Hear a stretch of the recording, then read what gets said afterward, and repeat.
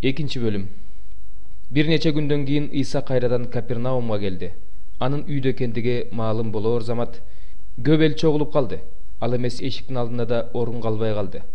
Иса болсо элге Кудайдын сөзүн айтып жатты. Ошондо 4 киши ага бир шал оорулууну көтөрүп келишти. Алар элдин көптүгүнөн Исага жакын бара алышпай, үйдүн чатырын ачышты да ал турган үйдүн төбөсүн тешип, шал оорулууну төшөгү менен чүрүштү. Алардын ишенимин көргөн Иса шал оорулууга балам, күнөөлөрүң кечирилди деди. Бул жерде бир нече мыйзам окутуучулар отурушкан эле. Алар эмне үчүн ал ушинтип айтып жатат? Ал Кудайга акарат келтирип жатат. Күнөөлөрдү бир Кудайдан башка ким кечире алат деп ойлошту. Ошол замат Иса руху менен алардын оюн билип, эмне үчүн ушинтип ойлоп жатасыңар? Шал оорулууга кайсынысын айтканың ой? Күнөөлөрүң кечирилди дегенби, же ордуңан туруп төшөгүңдү ал да баргын дегенби? Бирок Адам уулунун жер үстүндө күнөөлөрдү кечирүүгө бийлиги бар экенин билишиңер үчүн деди да, анан шал оорулууга сага айтамын, ордуңан туруп төшөгүңдү ал да үйүңө бар деди. Ал ошол замат ордунан турду да, төшөгүн көтөрүп алып, бардыгынын көз алдында сыртка чыгып кетти. Ошондо бардыгы таң калып, биз эч качан мындай нерсени көргөн эмес элек деп Кудайды даңкташты. Иса кайрадан көлдүн жээгине келди. Ошондо элдин баары анын жанына келди. Ал элди окутту. Ал кетип бара жатып, бажыканада отурган Алпей уулу Лебини көрүп, ага менин артымдан ээрчи деди.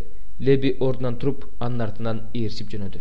Иса Лебинин үйүндө шакирттер, салык жыйноочулар жана күнөөкөрлөр менен бир дасторкондо отурду. Анткени анын артынан ээрчигендер көп болчу. Фарисейлер менен мыйзам окутуучулар Исанын күнөөкөрлөр жана салык жыйноочулар менен тамактанып отурганын көрүшүп, анын шакирттеринен эмне үчүн ал салык жыйноочулар жана күнөөкөрлөр менен чогуу тамактанып жатат деп сурашты.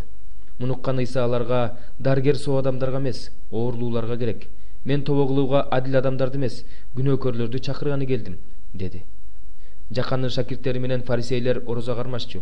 Алар Исага келип, Жакандын жана фарисейлердин шакирттери орозо кармашат. Эмне үчүн сенин шакирттериң орозо кармашпайт деп сурашты. Ошондо Иса аларга мындай деди: күйөө үйлөнүү тоюндагылардын жанында болгондо алар орозо кармашмак беле. Алар орозо кармашпайт, азырынча күйөө алардын жанында. Бирок күйөө алардын жанынан алынып кете турганында күндөр келет. Алар ошол күндөрү орозо кармашат.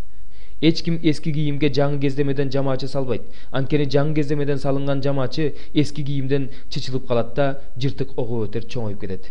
Эч ким эски чаначка жаңы шарап куйбайт. Анткени чанач айрылып шарап төгүлөт. Чанач жараксыз болуп калат.